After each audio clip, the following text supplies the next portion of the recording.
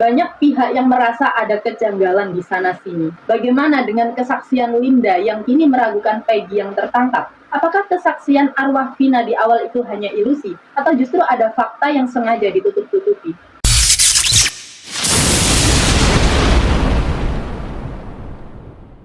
Halo teman-teman, terima kasih karena kalian sudah mampir di video aku. Gimana nih kabar kalian? Semoga baik-baik aja ya. Kali ini kita bakal kupas tuntas salah satu kasus kriminal yang bikin geger se-Indonesia. Dan sampai sekarang masih jadi misteri besar yang belum sepenuhnya terkuak. Kasus ini bukan cuma tentang kekejaman, tapi juga tentang cinta, pengkhianatan, dan perjuangan mencari keadilan. Dan tanpa berlama-lama langsung saja kita let's go. Cerita ini berawal di kota Cirebon pada tanggal 27 Agustus 2016. Malam itu dunia dikejutkan dengan penemuan dua jenazah yang mengenaskan. Mereka adalah Vina Dewi Arsita, 16 tahun, dan kekasihnya Muhammad Rizky Rudiana, 16 tahun, atau yang akrab disapa dengan Eki. Vina dan Eki ini sepasang kekasih remaja yang lagi dimabuk asmara. Vina ini dikenal sebagai cewek yang periang, ceria, dan aktif di geng motornya. Sedangkan Eki, dia ini anak polisi dan punya geng motor juga. Cinta mereka berdua tuh lagi indah-indahnya, teman-teman. Awalnya, polisi menyatakan kalau kematian Vina dan Eki ini adalah kecelakaan tunggal. Katanya mereka jatuh dari motor saat melintasi jembatan Talun. Logikanya, kalau kecelakaan, motornya pasti ringsek parah ya. Tapi anehnya, motor Vina dan Eki ini cuma rusak sedikit aja. Ditambah lagi ada luka-luka yang janggal di tubuh kedua korban. Vina ditemukan dalam kondisi yang sangat mengenaskan. Bajunya robek dan ada bekas luka yang mencurigakan di sekujur tubuhnya. Eki juga gak kalah parah, kepalanya hancur dan tangannya patah. Keluarga Vina dan Eki langsung merasa ada yang gak beres nih. Naluri orang tua mana yang percaya kalau anak mereka meninggal gara-gara kecelakaan dengan luka separah itu? Nah, di tengah kebingungan dan duka yang mendalam, tiba-tiba muncul sebuah kejadian yang bikin semua orang merinding. Beberapa hari setelah pemakaman Vina, sahabatnya yang bernama Linda ini tiba-tiba kerasukan. Dan yang bikin kaget, Linda ini kerasukan arwah Vina, teman-teman. Kalian bayangin ya, arwah Vina ini cerita semua detail mengerikan tentang apa yang sebenarnya terjadi pada malam itu. Lewat suara Linda yang berubah drastis menjadi suara Vina, arwah Vina ini curhat kalau dia dan Eki ini bukan meninggal karena kecelakaan. Mereka berdua dianiaya secara sadis oleh sekelompok geng motor. Katanya, Vina dan Eki ini lagi jalan-jalan naik motor, terus dihadang sama gerombolan geng motor. Gak cuma dihadang, mereka berdua diseret ke tempat sepi. Eki dipukuli sampai tewas, dan yang paling bikin nyesek, Vina ini diperkosa bergiliran sama para pelaku sebelum akhirnya dibunuh. Arwah Vina juga menyebutkan beberapa nama pelaku dan ciri-ciri mereka. Video Linda yang kerasukan arwah Vina ini langsung viral di media sosial. Sontak seluruh Indonesia jadi heboh waktu itu. Pihak kepolisian yang awalnya bersikukuh kalau ini itu kecelakaan, akhirnya terpaksa menyelidiki lebih lanjut setelah video itu menyebar luas. Berbekal kesaksian arwah Vina dari video viral itu, polisi pun mulai bergerak. Dan benar aja, dari hasil penyelidikan terungkaplah fakta-fakta yang jauh lebih mengerikan dari dugaan awal. Ternyata Vina dan Eki memang dibunuh secara brutal. Gak butuh waktu lama, polisi berhasil meringkus 8 dari 11 pelaku. Mereka adalah Jaya, Supriyanto, Eka Sandi, Hadi Saputra, Rivaldi Aditya Wardana, Sudirman, dan Saka Tatal yang masih di bawah umur. Saka Tatal ini masih di bawah umur saat itu. Kemudian ada Andi, Dani, dan Peggy.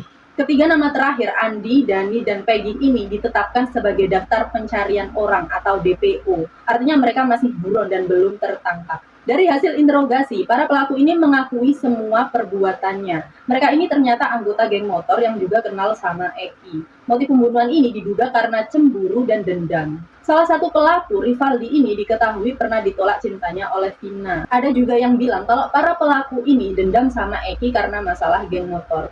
Entahlah, motif sebenarnya masih simpang siur. Tapi yang jelas, mereka melakukan tindakan yang sangat keji. Mereka menceritakan bagaimana Eki dibukuli secara membabi buta sampai tewas di lokasi. Sementara Vina, setelah Eki tak berdaya, si Vina ini diseret ke sebuah lahan kosong. Di sana, Vina diperkosa secara bergiliran oleh para pelaku. Setelah itu, untuk menutupi jejak kejahatan mereka, Vina juga dibunuh dengan kejam. Mereka kemudian membuang jenazah Vina dan Eki di jalanan, seolah-olah mereka ini mengalami kecelakaan tunggal. Setelah melalui proses persidangan yang panjang, akhirnya pada Mei 2017, 7 pelaku dewasa divonis penjara seumur hidup. Mereka adalah Jaya, Supriyanto, Eki Sandi, Hadi Saputra, Rivaldi, Aditya Wardana, Sudirman, dan Andi. Sedangkan satu pelaku yang masih di bawah umur, Saka Tatal ini divonis 8 tahun penjara dan mendapatkan pengurangan hukuman di tingkat banding, sehingga menjadi 4 tahun penjara saja. Saka Tatal akhirnya bebas pada April 2020. Nah, di sini nih letak kejanggalannya teman-teman. 7 orang dihukum seumur hidup, 1 orang divonis 4 tahun penjara, tapi 3 pelaku lainnya masih buron. Bayangin, kasus sebrutal ini, tapi ada pelaku utamanya yang masih berkeliaran bebas sampai sekarang. Ini tentu saja jadi PR besar bagi kepolisian dan juga pertanyaan besar bagi publik. Kenapa 3 orang ini begitu sulit ditangkap? Apakah ada kekuatan besar di balik mereka? Sejak vonis itu, kasus Vina Cirebon ini seolah-olah tenggelam. Publik sempat lupa, tapi beberapa tahun kemudian, tepatnya di tahun 2024, kasus ini kembali mencuat ke permukaan. Kenapa? Karena munculnya film Vina yang mengangkat kisah tragis ini ke layar lebar. Film ini sukses besar dan secara nggak langsung kembali membangkitkan ingatan publik akan kasus ini. Netizen pun langsung ramai-ramai mendesak kepolisian untuk kembali membuka penyelidikan dan menangkap 3 DPO yang masih buron. Melihat desakan publik yang begitu kuat, kepolisian akhirnya kembali bergerak. Dan pada 21 Mei 2024, salah satu DPO yang paling dicari yaitu Peggy Setiawan alias Perong ini berhasil ditangkap di Bandung. Penangkapan Peggy ini memberikan secercah harapan bagi keluarga korban dan masyarakat yang mendambakan keadilan. Namun, drama tidak berhenti sampai di situ, teman-teman. Penangkapan Peggy ini justru memicu kontroversi baru. Muncul banyak kesaksian yang meragukan apakah Peggy yang ditangkap itu benar-benar Peggy alias Perong yang dicari. Beberapa teman Peggy bersaksi bahwa pada saat kejadian di tahun 2016, Peggy ini berada di Bandung untuk bekerja. Bahkan ada juga yang bilang kalau Peggy yang ditangkap ini adalah Peggy yang berbeda dengan Peggy yang menjadi DPO. Ditambah lagi Linda, sang sahabat Vina yang sempat kerasukan, kembali muncul di media. Dia menyatakan bahwa Peggy yang ditangkap bukanlah Peggy yang dikenalnya sebagai pelaku. Ini semakin membuat publik bingung, mana yang benar? Apakah ada salah tangkap? Atau jangan-jangan ini adalah upaya untuk mengaburkan fakta? Kasus Vina Cirebon ini memang penuh dengan teka-teki, mulai dari kronologi awal yang simpang siur, munculnya kesaksian arwah, hingga kontroversi penangkapan DPO. Banyak pihak yang merasa ada kejanggalan di sana-sini. Beberapa hal yang masih jadi pertanyaan besar hingga saat ini adalah, siapa sebenarnya 3 DPO yang belum tertangkap itu? Apakah mereka benar-benar Andi, Dani, dan Peggy seperti yang disebutkan di awal, atau ada nama lain? Bagaimana dengan kesaksian Linda yang kini meragukan Peggy yang tertangkap? Apakah kesaksian arwah Vina di awal itu hanya ilusi, atau justru ada fakta yang sengaja ditutup-tutupi? Apakah ada oknum lain yang terlibat dan belum terungkap, mengingat Eki adalah anak seorang polisi? Apakah ada potensi intervensi dari pihak-pihak tertentu? Kenapa butuh waktu bertahun-tahun untuk menangkap DPO? Apakah ada kendala serius dalam penyelidikan? Kita semua berharap kasus ini bisa segera terang benderang. Keluarga Vina dan Eki berhak mendapatkan keadilan sejati. Publik juga berhak tahu kebenaran yang sesungguhnya. Jangan sampai kasus semengerikan ini berakhir begitu saja tanpa titik terang. Kasus pembunuhan Vina dan Eki adalah sebuah tragedi yang sangat memilukan. Kisah cinta remaja yang seharusnya berujung bahagia malah berakhir dengan cara yang paling keji.